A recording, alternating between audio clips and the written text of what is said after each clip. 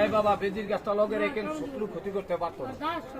একটা কথা খেয়াল করে, আল্লাহর গাছের গুণ আমার বাপের গুণ না। আর যে কোন গাছে গুণ নাই তে আমার সামনাইবেন। এখন জামাল গোড়া খাওমু পায়খানা করবেন, বাকিটার নাম কইলাম না, খাওয়াই দিমু পাগল হয়ে যাবেন। এই গাছের গোড়া গাছের পাতা খাওয়াই দিলে পাগল হয়ে যাবেন।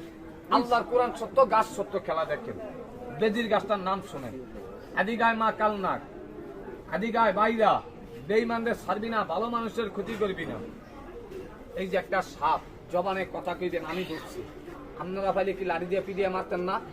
সাপ মারা কিন্তু মুসলমানের লেখা শুনবে। আবার আমারটা মারবেন না, জংলাটা মারবেন। মারছেন ভালো করছেন, মাইরা এই সাপেরে আপনারা টান দিয়া রোডে গাড়ে খালে বিলে ফালাই দিয়েন না। এই সাপ মেয়েরা ফালাইয়া দিচ্ছেন।